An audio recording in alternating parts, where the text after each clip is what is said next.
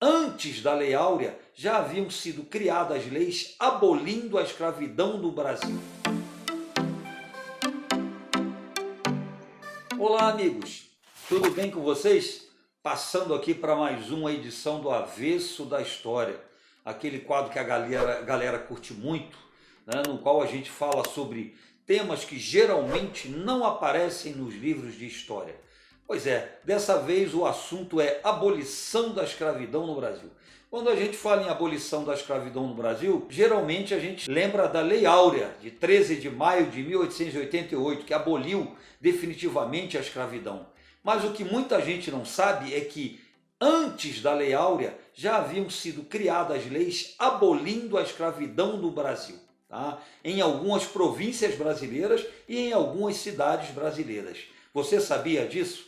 Pois é, todos nós sabemos que a abolição da escravidão no Brasil foi uma coisa gradual. Foram criadas leis que foram progressivamente abolindo a escravidão, a pressão inglesa era muito grande, né? Foi criada a lei Eusébio de Queiroz, que proibiu aí a entrada de escravos no Brasil, o tráfico de escravos para o Brasil, mas antes disso a Inglaterra já havia criado uma lei chamada Bill Aberdeen, na qual eles se sentiam autorizados e de fato atacavam, prendiam, aprisionavam navios que traziam escravos para a América de um modo geral. Então a lei Eusébio de Queiroz, que impedia a entrada de escravos no Brasil, realmente foi um golpe duro aí para os traficantes e para aqueles que exploravam a mão de obra escrava. Depois veio a lei dos sexagenários, que declarava livres escravos com mais de 65 anos, que para os donos desses escravos com essa idade foi um grande favor, ter um escravo com 65 anos para eles era um peso morto, então foi uma lei sem alcance social nenhum, extremamente hipócrita.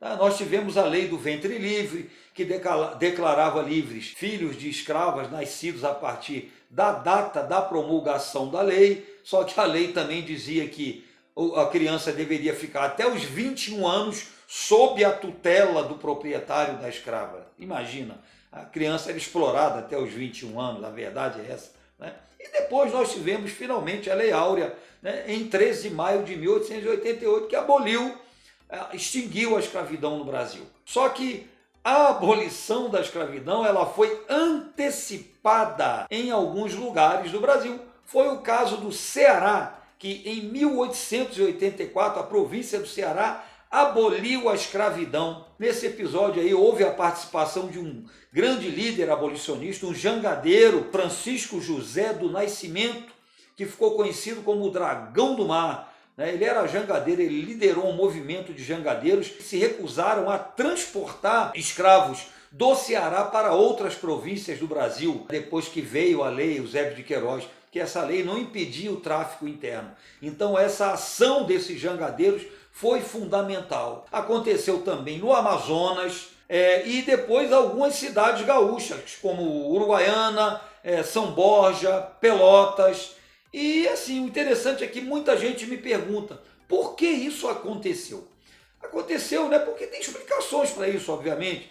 Primeiro porque essas regiões estavam em declínio econômico. E o papel do escravo aí era um papel secundário, era inviável do ponto de vista econômico para os seus proprietários, tá? Então a escravidão nessas regiões, de fato, ela era inviável. Mas é claro, juntamente com isso, nós tivemos um forte ativismo de abolicionistas nessas regiões. O movimento abolicionista era muito forte, inclusive com uma grande participação aí da maçonaria. Então esse ativismo dos abolicionistas, aliado, né, ao declínio econômico dessas regiões, que mostrava que a escravidão era inviável, explicaria essa antecipação da abolição nessas províncias, no Ceará, no Amazonas e nessas cidades lá do sul que a gente citou. Agora é importante a gente não deixar de colocar aqui que há críticas em relação a essa abolição que aconteceu nessas regiões, porque em alguns casos ocorreu uma alforria sob condição, como ficou conhecida. Como é que funcionava isso? O escravo era alforriado, porém o ex-proprietário dele tinha o direito de requisitar serviços desse ex-escravo quando ele precisasse, né? Principalmente em trabalhos domésticos, né? Então eles tinham que se prontificar a trabalhar para os seus ex-senhores, claro, gratuitamente. Então, era uma alforria, né, conhecida como sob condição, né, que mereceu realmente críticas de alguns abolicionistas daquela época. Mas é bastante interessante a gente saber que não foi a Lei Áurea a pioneira na abolição da escravidão no Brasil. Por isso que eu quis colocar isso aqui no avesso da história para vocês. Tá bom? Curtiu o vídeo aí? Compartilha, se inscreve no canal, dá um pulinho no Instagram, que está muito legal lá, eu sempre recomendo isso. E deixa aí seu comentário, deixa a sua sugestão. Tá bom, gente? Um grande beijo e um abraço polis para vocês.